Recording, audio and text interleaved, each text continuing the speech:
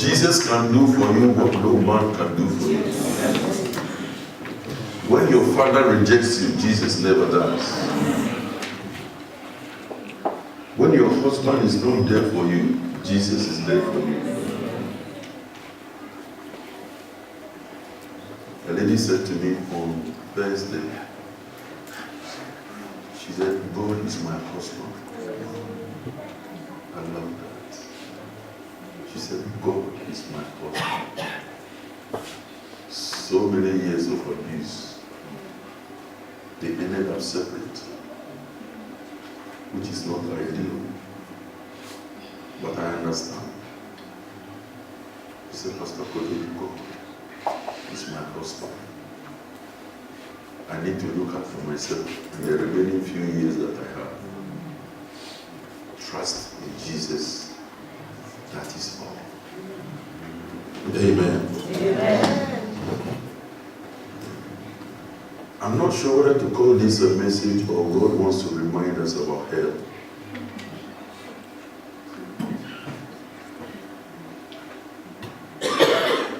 I was going to title the message, The Reality of Hell. Sister, we have to pray for you today. You have to remind me. Amen. Can you all remind me to release them into the ministry we are giving here today?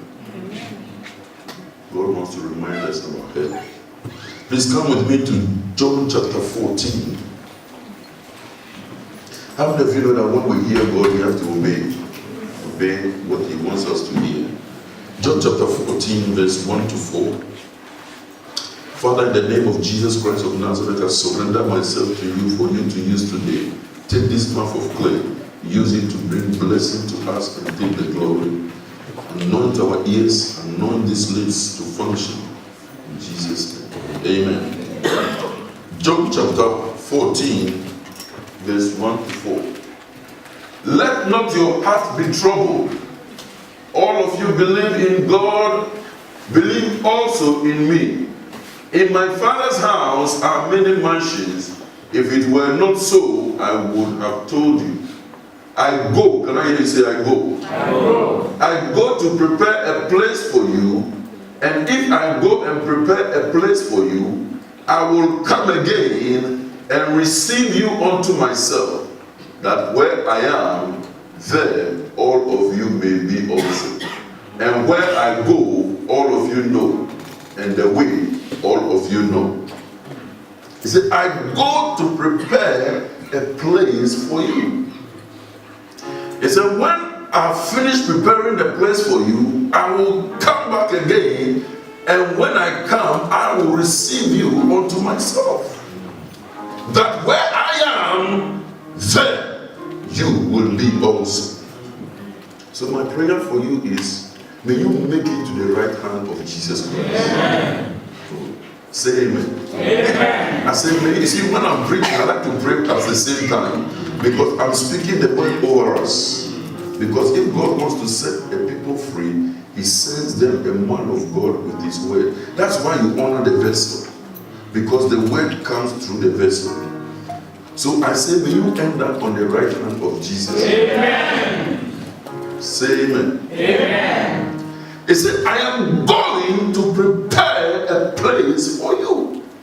The purpose of His going is to prepare a place for you, not for you. And He gave the assurance that after He has done that job, He's going to come back and He's going to receive us. I want everybody focused here. Inshira, are you focused? That where I am, there you will be also. May the Lord help us. Amen. To make it in the mighty name of Jesus. Amen. I said in the mighty name of Jesus. Amen. So clearly Jesus wants us to end on His side. But are we all going to end on that side? Are we all going to? We need to start measuring ourselves. Life is a series of activities. God put us on this earth for a reason, and we should not deviate from that reason. God put us on this earth to prepare for eternity. That is called life. He put us on this earth to prepare for his second coming. That's why he said, I am going to prepare a place for you, and when I finish, I will come back. When you work now has no purpose in your life. It's just a means to an end, a preparation point. Are you listening to me? Our lives must be led to bring glory and honor to our God. Matthew chapter 25 from verse 31 to 33. Matthew chapter 25 from verse 31 to 33. We keep the first scripture in mind. It said, when the Son of Man shall come, watch this. Did he not just tell us that he is going to prepare a place for us? Good to see you this thing. You make me happy. Yes. He said he's going to prepare a place for us, and that when he finishes, he will come, and when he comes, he will receive us unto himself. That where he is, there we will be. And now he said to us, when the Son of Man shall come in his glory, that's referring to the first time promise that he will come. He said, when he comes, all the holy angels with him, then shall he sit upon the throne of his glory. One of the crowns that we will receive is called the crown of glory. There is work to do to earn that crown, which I've preached already. It's on YouTube, you can check it out. But here, he said he's coming in his glory and in his majesty. All the nations will be leveled. There will be no Britain, there will be no America, there will be no Afghanistan. And then before him shall be gathered all nations. Can I hear you say all nations? All nations. Listen to this message, Lord. Open your ears. Before him shall be gathered Canada, Australia, New Zealand, Ghana, Nigeria, Rwanda, Czech Republic. All nations. Can I hear you say all nations? All nations. And he shall separate one from another, as a shepherd divides, and he shall set the sheep on his right hand, but the goat he shall set on his left hand. Hey. All nations. Those who are refusing to bow today, on that day, they will bow. Amen. You can bow now out of humility and recognition of his lordship over your life, or you can harden your heart like Nebuchadnezzar until you become an animal in the bush before you understand that the sovereign Lord has a hand in the rule of men. On that day, everybody will bow. But we choose to bow now. We bow now and worship him now. How great, how awesome. We are choosing to bow now, not to bow on that day. Because if we do that now, when he comes, he will receive us unto himself. But something is going to happen to those who will end up on his left side. So today I want to talk to you about those who will end on his left side. How to escape from the things that can make you end. I don't pray that you end there. I pray that you end on the right side. But there are certain things that when you do, you end up there. Do you know the reason why the Bible says Jesus is sat on the right hand of God? Because on his right hand, mercy. On his right hand, forgiveness. On his right hand, enthronement. On his right hand are the things that you wish. On his left hand is called Sheol or Hades, which in the Bible is translated hell. Okay? In Hebrew, I need to take you back to Hebrew a little bit. The Greek word is Hades, and the Hebrew word is Sheol, Sheol, Sheol, the Hebrew word, which King James translates 31 times as one grave, 2 hell, and 3 times as pit. So the English word doesn't bring out the meaning of hell properly. So I want to do a little teaching on this so that you understand what a hell is. Because hell is not the end. Hell is a place of torture, it's a place of torment, but it's not the end. Because in the end, all hell and Satan will be thrown into the lake of fire. And the Bible says in that place, there shall be weeping and there shall be gnashing of teeth. What is burning in the lake is sulfur, burning sulfur. And that place is the bottomless pit. If I throw this down a hole, it goes to settle somewhere. That's the bottom of it. But where hell and Satan are going to be thrown to, where they are going to be thrown at, it is bottomless. They will be going down in the lake of fire and going down and going down and going down. It never ends. Do you understand? Bottomless. I want to tell you something today, and you may write it down. Hell was never manufactured for the saint. You can read from this, after verse 40 there. Hell was prepared for Satan and the demons. It was never a place made for one human being. But human beings are through disobedience choosing to go to hell.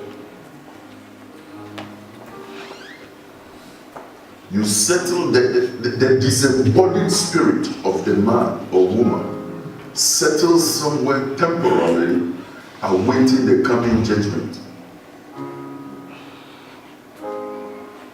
So when you die, you don't go to the lake of fire. You go to Sheol or Hades, or what the translation now has as hell. It's a temporary place which harbors disembodied spirits who have rebelled against the knowledge of Christ. And that is where they go to habit temporarily. The saints don't habit there. The saints go to a place which we call the bosom of Abraham. It's called Abraham's bosom.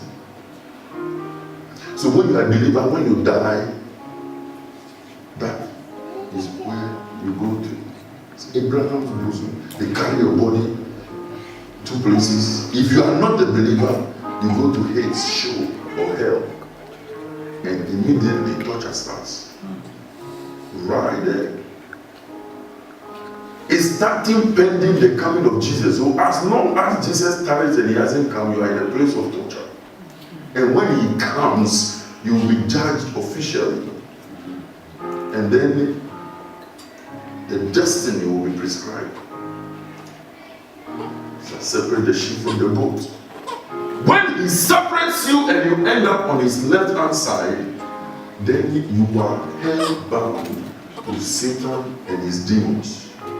Because after the final judgment and the 1,000-year rule, now Satan and all the demons and all who were disobedient to the cause of Christ will end up in the lake of fire. And they will be going down in the bottomless pit. Fire with flames taller than any mountain you can think about. And that is where the human being ends outside Christ. So this business of our faith is a serious business. Because God wants you to escape that dreadful day. Put your hand on your chest. Say, Lord. Lord. Say with me, Lord. Lord. Whatever it takes, for me to escape from hell and the lake of fire, today, give it to me. In the name of Jesus. Come with me to Luke chapter 16, verse 22. Luke chapter 16, verse 22. And it came to pass that the beggar died and was carried by the angels into Abraham's bosom. The rich man also died and was buried. Watch this. The beggar died and was carried by angels into Abraham's bosom. That is Sheol. That is Hades in Greek. That is Sheol in Hebrew. And is hell in English, King James. It's a temporary place for disembodied spirit when you die. So the righteous go to Abraham's bosom, and the unsaved and the unrighteous end up in Hades. Did you not know that the rich man, while he was in his show, he was called? Listen, there's a great gulf, the Bible says, between the two. Between Abraham's bosom and Hades or hell. The Bible says there's a great gulf. You can stand on one side and see what is happening on the other side, but you can't stand there. The rich man attempted. He said, Abraham!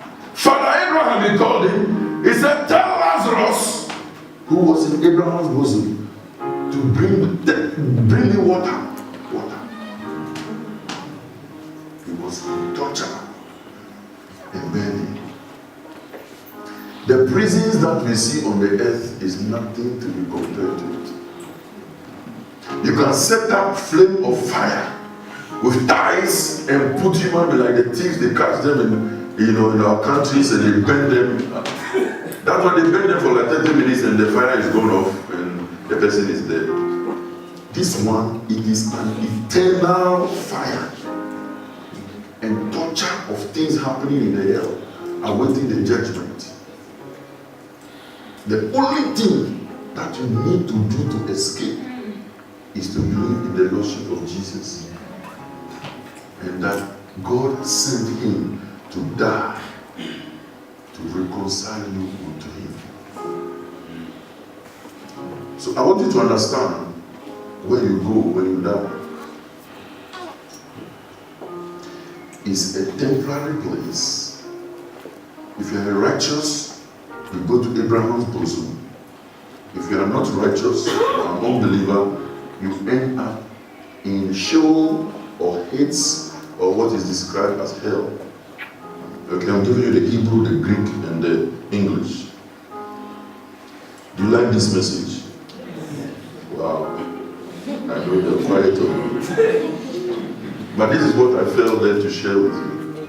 Amen? Amen.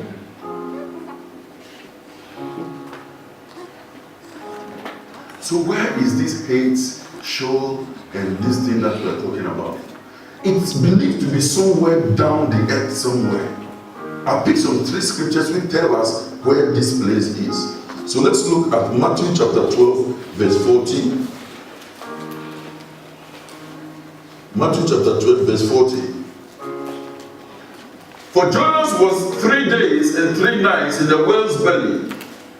So shall the Son of Man be 3 days and 3 nights in the heart of the earth. That's the Sheol place, the heart of the earth. That 3 days. You remember the Bible says he descended to hell and collected the keys. That was the place. How many of you know the scripture from Colossians? I think it's called, check Colossians chapter 2 verse 15 for me. I think it must be there. Colossians 2:15. Having spoiled principalities and powers, he made a public show triumphant. Yes. Go to verse 14, let me see. Yeah, yes, it's in this chapter. I don't want to digress there. The Bible says he went to heaven, he collected the keys. It's somewhere down in there. Okay? There was another evidence from Isaiah chapter 14, verse 9. I'm just trying to show you where hell is, where it shows where that is. Your spirit descends.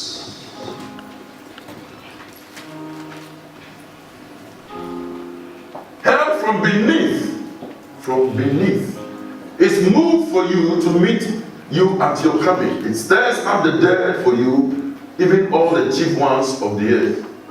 It has raised up from their thrones all the kings of the nations. Go to now Ezekiel chapter 31 verse 6. Ezekiel, I'm just trying to show you where that is believed to be.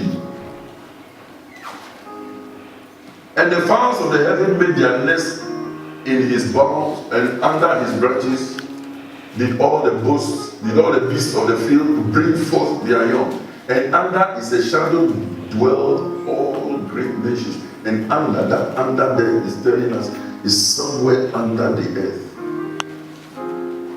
Somewhere under. Okay.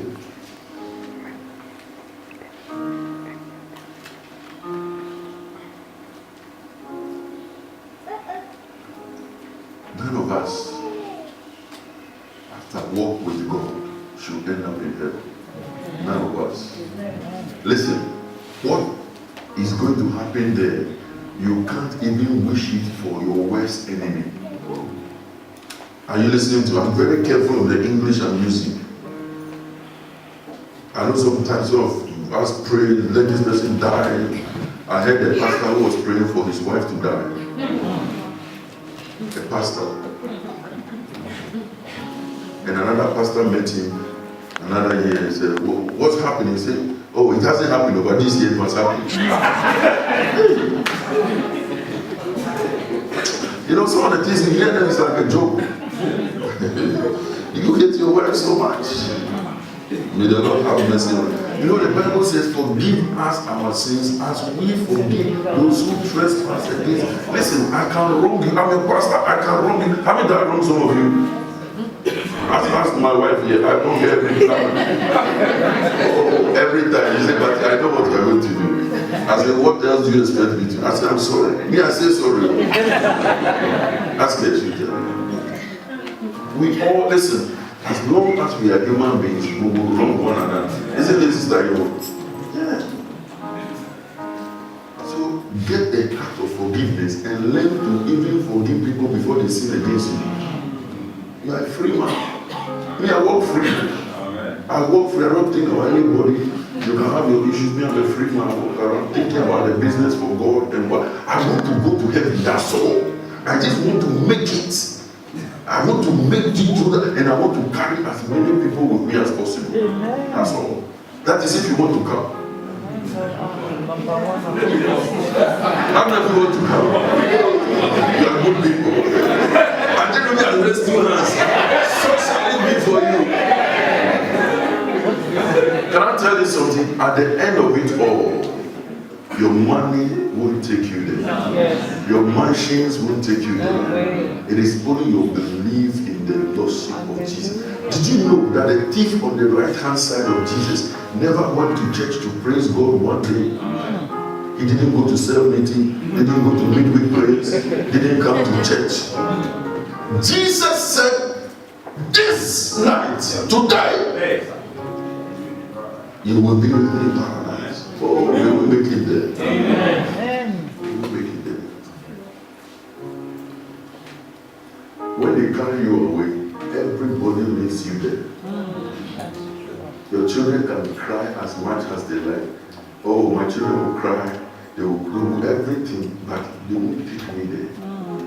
If like try to push their leg inside.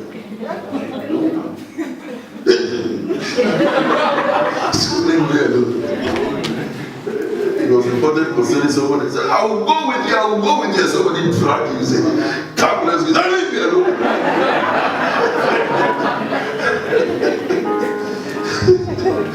Leave me alone, my time hasn't come. Hallelujah. Oh. Listen, how to make it, you must do it. Because the alternative can be comprehended. You can't comprehend the alternative. Those who will end up as the goat. You know the difference between sheep and goat? You can lead a sheep, you can't lead a goat. When your church is full of goats,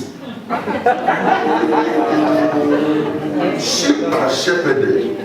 You know, you shepherd the sheep, but goats, as soon as they go everywhere, when you are trying to gather, that's why Jesus is known as the Lamb of God. The Lamb. Worthy is the Lamb who seated on the throne and crowning with many crowns. Are you reign victorious, victorious, high and lifted up? Oh, Jesus, Son of God, the darling of heaven, crucified, crucified. Worthy is the Lamb. I say worthy is the Lamb. Oh, seated on the throne and crowning now with many crowns. Are you reign victorious, victorious, high and lifted up? Oh, Jesus, Son of God, the darling of heaven, crucified. Oh,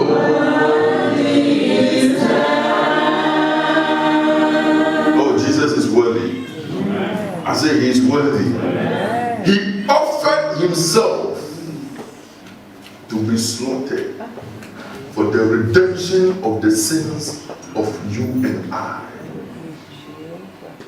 He paid a debt that he never owed. You owe the debt, but he paid because of his love for you. And we let him down when we do the things that he came to redeem us from.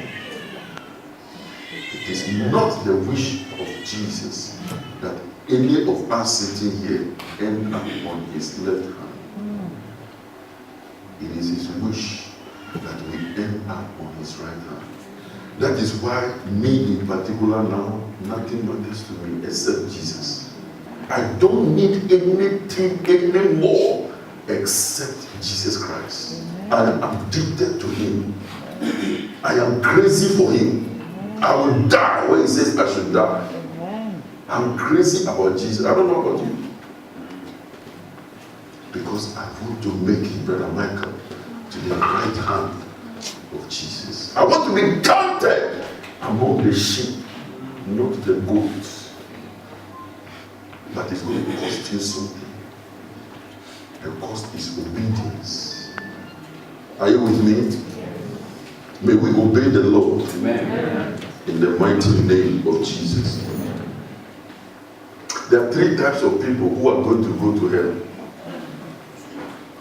3 types of people. Hallelujah.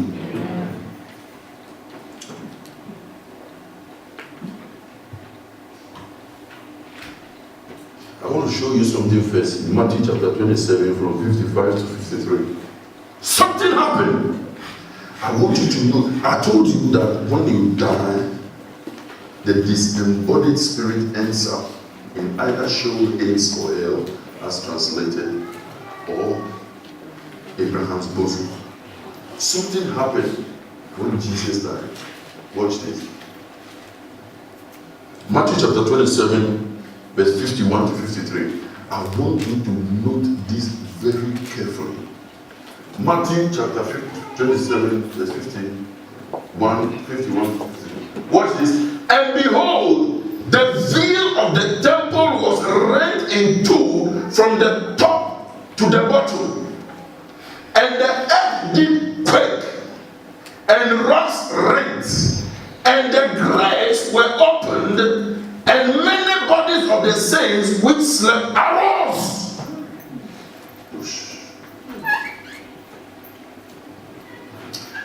Before Christ, those who died in God were the saints. But on the death of Jesus on the cross, the Bible said the veil in the temple was rent into two, and the earth shook and gave up the saints. The Bible said they which are in Christ are translated from the kingdom of darkness into the kingdom of his dear Son. They are awaiting the coming judgment. But because they were saints before Jesus came, on the death of Christ, the earth shook and the saints were moved. They arose, they took the body and have been translated into the kingdom of his dear Son. Now awaiting for the second coming of Jesus. But those who died as unbelievers and not saints, they are still waiting in Sheol.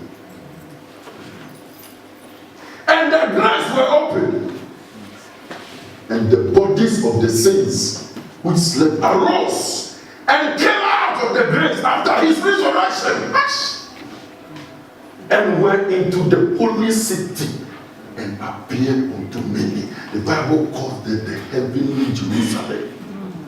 It's called the kingdom of God. So now, when you die as a believer post Jesus' resurrection, you don't go to Abraham's bosom anymore, because those who were in Abraham's bosom have come out and are now translated into the kingdom. So when you die as a believer, you go to the kingdom and sitting with Jesus, waiting.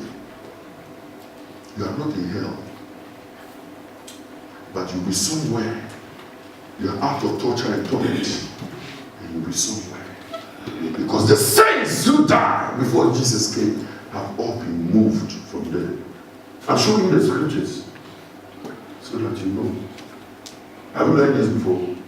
You think it's a good church to be in? It's God who is teaching us. Lift up your right hand. Say, thank you, Jesus, for your word. Thank you for his word, for his revelation. Amen? Okay. Now let me take 10 minutes to finish, to look at the three categories of people who cannot go to heaven. They are hell-bound. And if this thing describes you, then today you must surrender.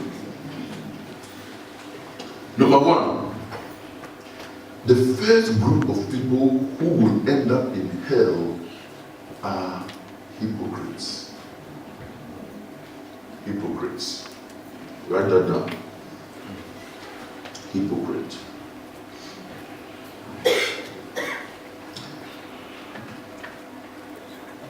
Let me explain who a hypocrite is.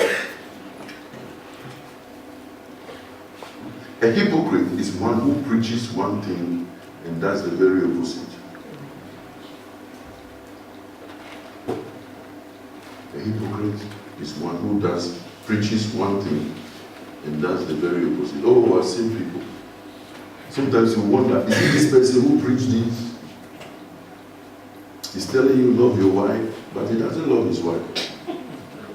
He's telling you submit to your husband, but he doesn't submit to the husband. You are a hypocrite.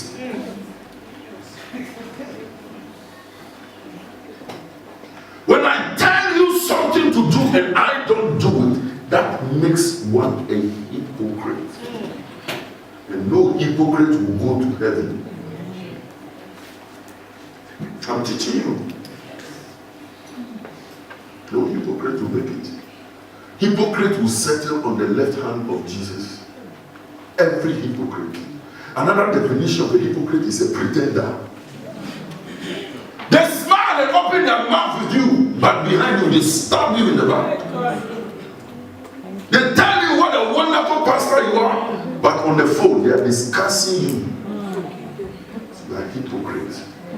Touch not my anointed and do my prophets no. You watch those who talk against pastors, watch how they end. Watch how they end. Because the scripture can be broken. My job is to give you the truth. Yes. Do you know what time I woke up today? In the cold to prepare and wait on the Lord to come and be a blessing to you. And then you talk against me. Oh, please. Please. A hypocrite is a pretender. Do you know, the church is full of these people. I don't understand, Sister Anne, how we as believers, as Christians touching the same Bible, have 33,000 denominations. I don't understand it. I don't understand. When some of us are working together, this Wednesday, I'm leading all the ministers in this town, all the churches, Presby, Roman, Anglican. I am leading them in prayer at all saints. I'm leading them, we are together. I'm leading it. I don't care whether you're a Presbyterian, I don't care whether you are whatever. It's the Bible. Amen. And I'm bringing the word. And then we pray on it. You know, I love it since I joined that group. I can see together. They said, may the Lord use you. Amen. May the Lord use you. Yes. Oh, yeah. Some of you, when you go to places, it's confusion. When you go to a place, there's no peace. There's no peace. In fact, when people see you coming, they stop the discussion. They stop the discussion, full stop. And then as soon as you get there, they change the topic. Because you are dangerous. Can I tell you something? Never make a friend with a hypocrite. Otherwise, they will draw you to the left-hand side of Jesus. When somebody comes to you to put your pastor down, tell him, get out of my house. If you don't love him, I love him. Yes. Because I know that I'm not a blessing to everybody. I know. You don't need to tell me that. I know. Even this message I'm preaching, I know. But I will do what God says I should do. Amen. I will do that. Oh yeah. I will do that. Do you know, I have come to where I am in life only because of God. Amen. Not because I'm better than some people, only because of God. Amen. And so I need to hold on. Paul said, I've fought a good fight. You're going to have to fight. Yes. I said, you are going to have to fight. Yes. The Bible says we should contend for the faith that was once delivered unto us. We should contend for the faith. Contend, fight for it. Fight for the faith that was delivered unto you. Otherwise, the enemy will steal it. Will steal it from you. And you see somebody that served God all these years, the last few years of his life, that's me. That will not be your portion. Amen. I said that will not be your portion. Amen. In the mighty name of Jesus. Amen. In the mighty name of Jesus. Amen.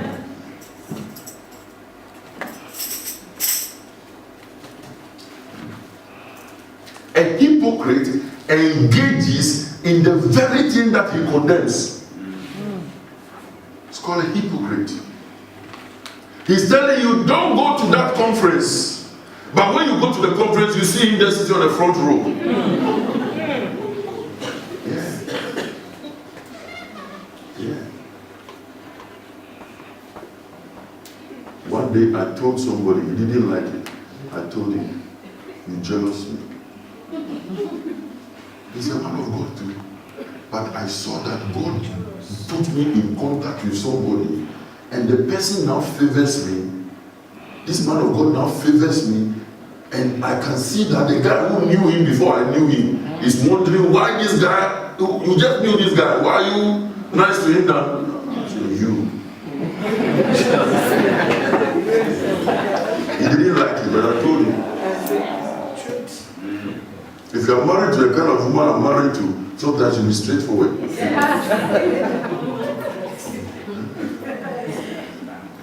Sometimes I tell her to polish things a little bit. So you can say the same thing now. You say, but that's the truth. I say, wow. I wore some trousers today. She said, no, it's not. It doesn't match the top. I said, if I want my peace.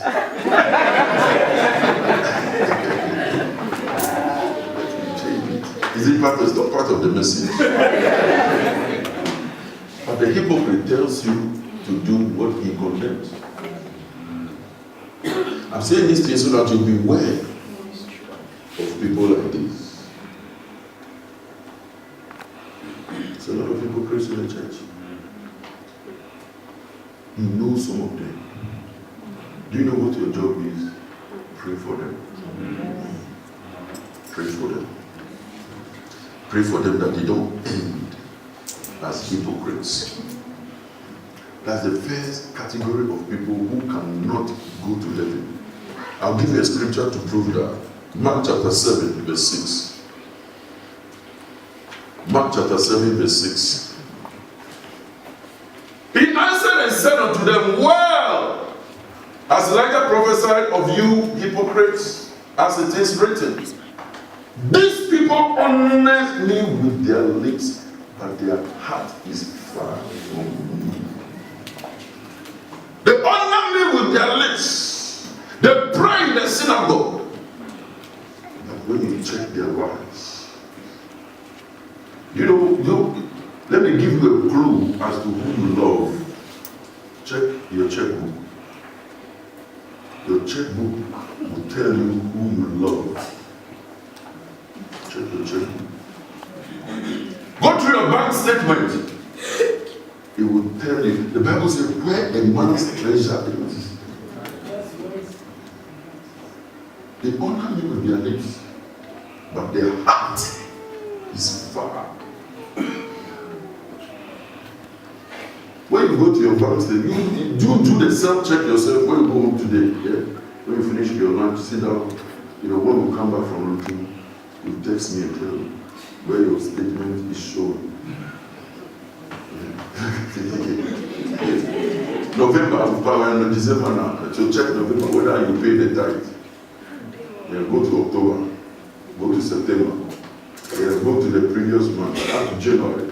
If you have passed 11 tithes, you are on course for a harvest this year. Amen. I say you are on course for a harvest this year. He said, honor me with their lips. They sing and raise their hands like the Sadducees and the Pharisees. And everything that Jesus did was wrong.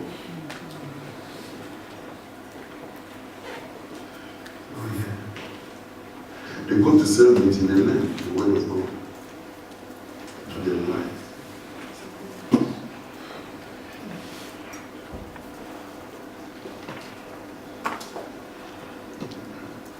May the Lord deliver us. Amen. May the Lord help us. Amen. In the mighty name of Jesus. Amen. The second category of people who cannot make it to heaven, who will end up in hell, the torture and the lake of fire, are evildoers. I'll pick a scripture from Revelation chapter 21, verse 7 to 8. It spells out categorically those who can't inherit his promise.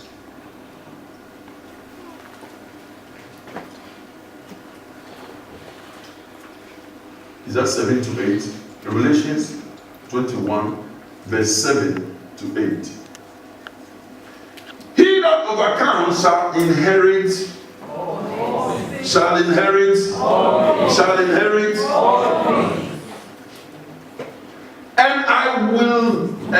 I will be his God, and he shall be my son. May you be a son. Amen.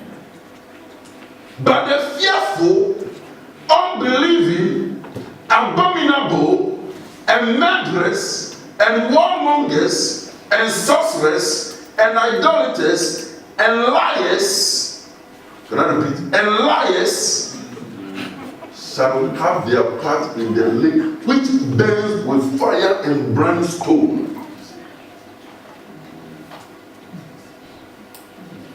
I like the Living Translation one that he gave. It said the first group of people, which he calls here the fearful, he calls it cowards. So cowards, immoral, those who practice witchcraft, idolaters or idol worshippers, liars. Who is an immoral person? An immoral person is someone who fornicates. Someone, a married man, a married woman who goes out with somebody's wife or somebody, or you are walking outside the marriage. You are an immoral person. The Bible says one destination is waiting for you. Witchcraft, those who take powers and destabilize people. Idolaters, those who make other things their God. Some of you have made money your God. Some of you have made Sunday your God. Sunday, you have chosen it to be your God. Idol worshiping doesn't mean that you go somewhere somewhere or some wooden no. When you make something stand in the place of God. Didn't Joseph say that? Who can I stand in the place of God?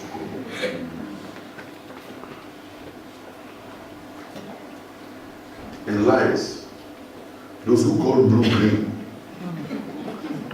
Yeah. He's telling the wife from work, I will go to a meeting and from there I'll come home. When you check him out, he's with another woman, he's on hotel reception.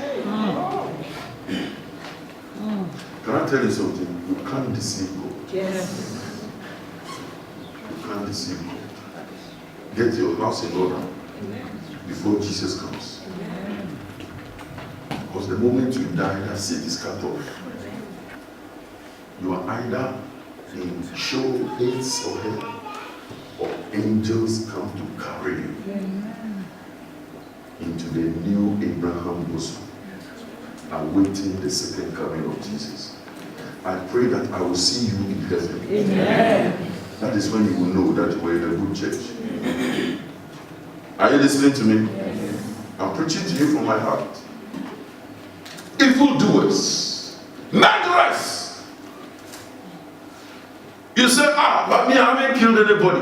Do you know who a murderer is? And the definition of a murderer is in 1 John 3:15. The definition of who a murderer is in 1 John chapter 3, verse 15. Whosoever hates his brother is a talk to me. Whosoever hates his brother is a why you hate somebody? If there is one person in this earth, on this earth that you hate, you have disqualified yourself. Whosoever hates his brother is a murderer. Not when you gun them down.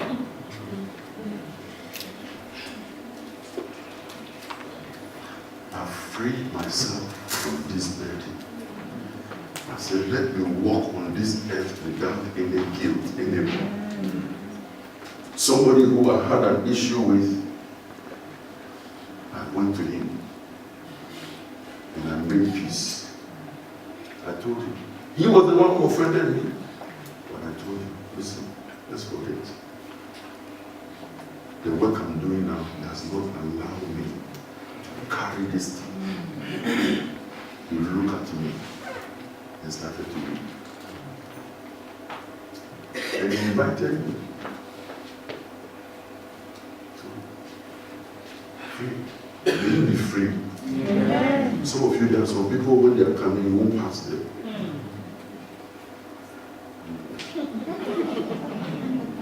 Oh, I wish I had time to break this message down. I really wish I had time. See, when you do these things, you can't go to heaven. Some of you hate your wife so much. Or some of you hate your husband so much. You wish, Father, let him leg break. Temporarily. Just to teach him a lesson. Your leg will break first. Tell the neighbor, forgive. Tell the other person, forgive. I want to intervene in the relationship. I went there. I said, Pastor, I won't forgive you. I said, I understand that you're upset, but relax. I'm the pastor, I'm here. I said, sit down. She sat down.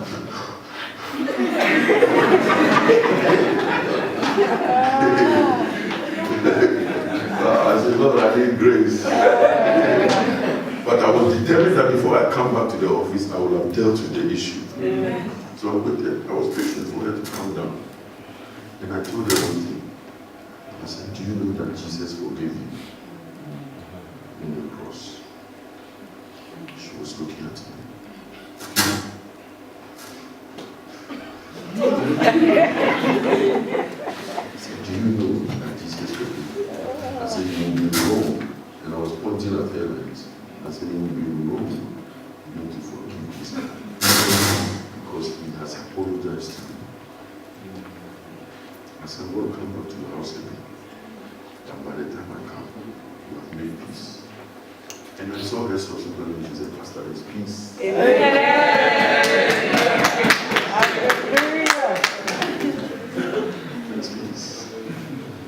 May you be a symbol of peace. Amen. In the mighty name of Jesus. Amen. Never hate anybody. People can accept you temporarily. Pray for them. They may even be genuinely wrong. Pray for them. Pray for them. Do you know, I've learned something in leadership, that you always have to give people grace. Always.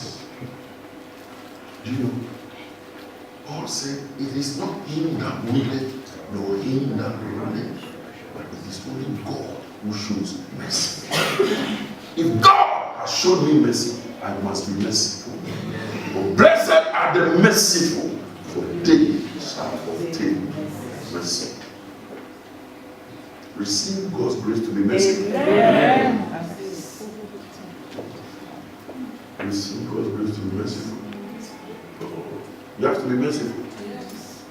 I don't agree with my wife all the time on things. No.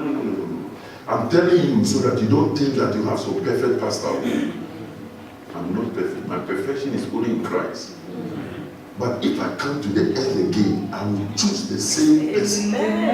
I listen to her, but she's not perfect. But what she does for me and the work I'm doing now, nobody can do it for me better. Oh yes. But she's not perfect.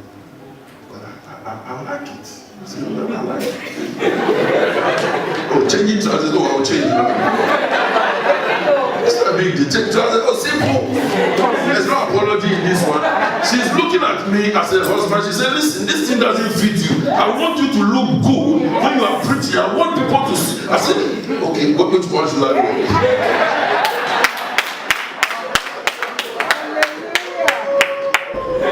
Merciful. How am I going to get a woman like that? Hey, in this day and age, I will go and buy that bread.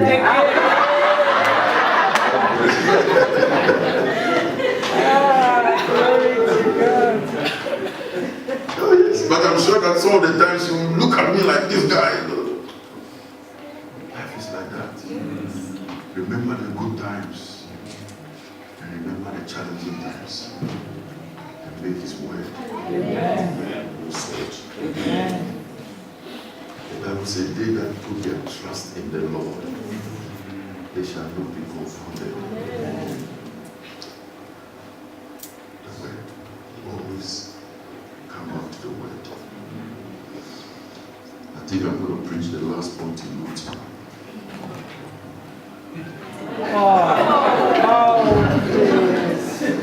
Hallelujah. But you heard enough. The last one. The last point is the unprofitable servant. That one is a whole message that I have to preach. Those who don't use their gifts. That's the third category of people who can make it to heaven.